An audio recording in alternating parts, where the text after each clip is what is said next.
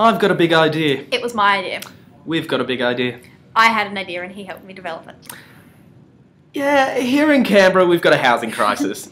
As university students, we've been affected firsthand, and we know a lot of people that have been affected. I know first year students who are living in awful housing, some of it provided by the university. I know later year students who are living in outer metropolitan Canberra with ridiculous commutes. I've got empty tutorials because everybody's at work trying to pay the highest rents in the country. But it's not just a uni student issue. Here in Canberra we have young apprentices coming to Canberra for work with no place to stay, and with their institutions not taking student accommodation as serious as universities do, they end up sleeping in their car, people's floors. With the current policy of the ACT government, we've seen a lot of houses in the inner north demolished to make way for medium density living in the inner north, which has provided more accommodation in the inner north.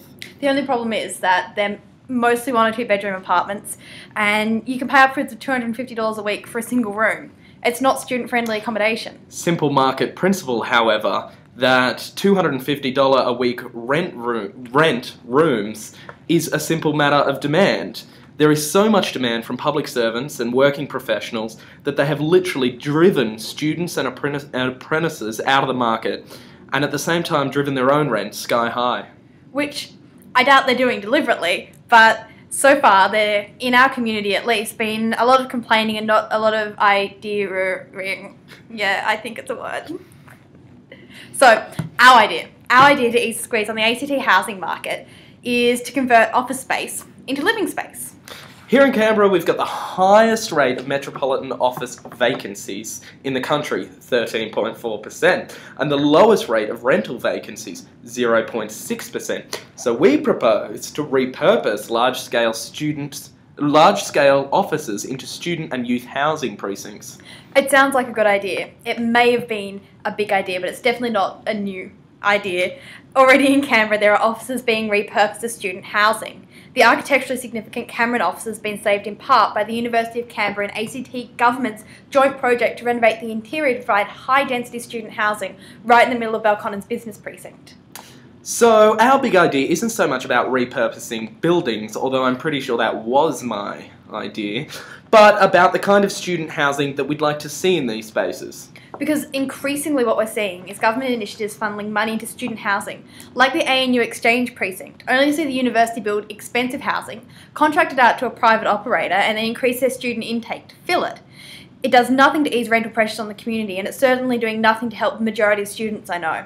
So our proposal is that we start building broader student community living, arrangements that exist outside the normal university ambit, spaces that we can't fill with new student quotas. These would be broad youth communities, open to any young person engaged in full-time study.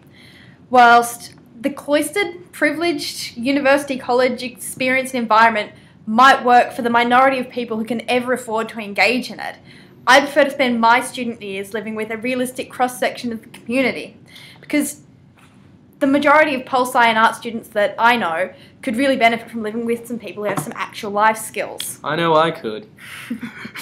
Not only will we create broad communities, but it will also provide supported living for trade students. Whilst university students are well known for complaining about their living arrangements, at least the institutions that we study at place some emphasis on supported living environments, and I'd go so far as to say that a lot of students and apprentices that move from rural and regional New South Wales to study at CIT would kill to undertake in the kind of accommodation that we've had the opportunity to.